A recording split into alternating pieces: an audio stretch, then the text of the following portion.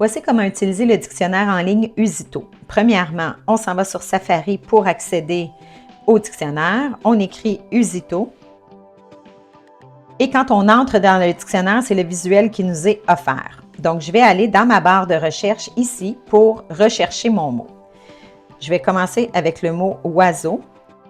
Je ferme mon clavier et on voit ici différentes options qui sont offertes en lien avec le mot oiseau. Généralement, la première définition offerte, c'est celle dont on a besoin. Donc, je vais cliquer sur oiseau. Quand j'arrive ici, c'est comme un dictionnaire ordinaire. Donc, j'ai mon mot qui est là, j'ai le genre et le nombre du mot. Si le mot s'écrit d'une façon particulière au pluriel, il va être affiché tout de suite en haut du mot. Donc, si je n'ai pas juste à ajouter un S pour mettre le mot au pluriel, le mot va être spécifié ici. Ensuite, ici, j'ai ma définition.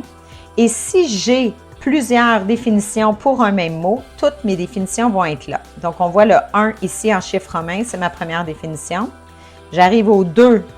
Chiffre romain, c'est la deuxième définition, ou bien, sinon, ça va être l'emploi de ce mot-là dans différentes expressions. C'est ce qu'on a ici. Quand j'ai trouvé ça, c'est ma partie de gauche qui est comme un dictionnaire normal. C'est surtout la partie de droite qui est intéressante. Donc, je vais avoir ma première fonction ici qui est orthographe. Si je clique dessus, on voit ce petit rectangle-là qui apparaît, qui va me mettre le mot oiseau au singulier et au pluriel. Ensuite, si je prends la deuxième option, étymologie, donc ça va m'expliquer d'où vient le mot, donc la racine de ce mot-là. Pour le reste, on va aller voir à l'aide d'un autre mot. Donc, dans la barre de recherche, je vais maintenant écrire grand. Je vais prendre ma première option ici. J'ai ma définition qui s'affiche, donc on voit que le mot grand, on me donne tout de suite son féminin, donc j'ai grand et grande, et on voit que ça peut être un adjectif, un nom et un adverbe. J'ai une remarque ici, donc pour certains mots, je vais avoir des remarques qui vont m'expliquer différentes choses pour un mot précis. À droite, ici, je vais avoir les synonymes de ce mot-là, choses qui peuvent être pratiques pour améliorer notre texte, et je vais avoir aussi les antonymes de ce mot-là. Je vais avoir des sous-entrées, donc c'est des mots composés ou des expressions dans lesquelles le mot grand va être utilisé. Voisinage, c'est pareil comme un dictionnaire papier. Donc, si j'avais trouvé le mot grand dans un dictionnaire papier, le mot qui serait venu avant serait probablement gramophone et le mot après serait grand angle. Donc, c'est les mots voisins là, qui se retrouvent dans un dictionnaire. J'ai des petits pictogrammes qui sont ici en haut. Donc, pour avoir accès là, à cette page-là, c'est le troisième pictogramme. Le deuxième pictogramme, ça crée un lien pour être capable de partager cette page-là avec quelqu'un. Et le quatrième pictogramme ici, ça va être des unités lexicales où le mot « grand » est utilisé.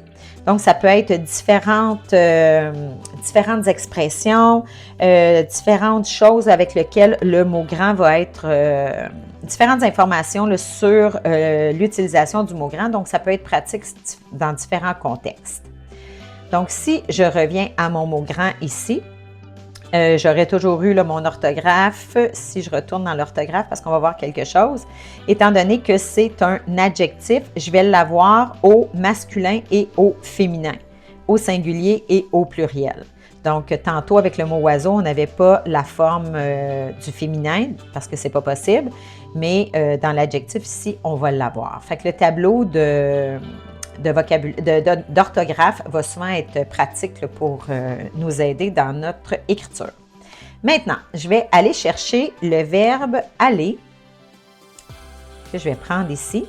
Donc, encore là, j'ai une définition du verbe « aller », j'ai différentes options qui s'affichent ici, mais j'ai l'option « conjugaison » qui est ici, qui est vraiment intéressante, qui va m'amener dans le tableau de conjugaison tout comme si on se référait à un bécherel. Donc, il est là. Par défaut, on va m'indiquer la conjugaison du verbe au temps simple. Si je clique ici, on va avoir les temps composés. Et ce qui est le fun, Usito nous donne l'option d'avoir un sujet masculin ou féminin pour accorder nos participes passés. Donc, si je clique ici sur sujet masculin, je vais aller cliquer sur sujet féminin. Vous voyez qu'au masculin, je suis allée, c'est E accent aigu. Mais si je le mets au féminin, je vais avoir E accent aigu E. Donc, on va me montrer comment accorder mon participe passé au féminin. Donc, ça peut être quelque chose d'intéressant. Et pour les verbes, chose très intéressante aussi, si je reviens plus haut et que je m'en vais dans mon 4e petit pictogramme, vous allez voir ici, quand j'ai un petit X rouge, ce sont les utilisations qui sont critiquées. Donc, aller en appel, on dit souvent ça là, dans un procès, je vais aller en appel, on devrait dire en appeler de, interjecter l'appel ou porter en appel. Donc, c'est une utilisation qui est critiquée de dire « aller en appel ». Donc, il y a différentes utilisations critiquées qui sont ici et on nous donne la bonne façon de l'utiliser. Autre chose d'intéressant aussi avec Usito, il y a des fois, on arrive avec des mots, on ne sait pas trop quelle lettre utiliser. Donc, on va faire, par exemple, le mot « photo ». Je ne sais pas comment écrire le mot « photo », fait que je l'écris au son, F-O-T-O. Vous voyez qu'ici, j'ai les suggestions qui me sont données avec l'orthographe appropriée. Donc, photo, ça ne s'écrit pas F-O, mais P-H. Donc, je pourrais cliquer sur le mot et accéder à ma définition. Donc, il va même faire une recherche au niveau phonétique sur certains mots qu'on peut utiliser. Donc, voilà comment utiliser le dictionnaire Usito.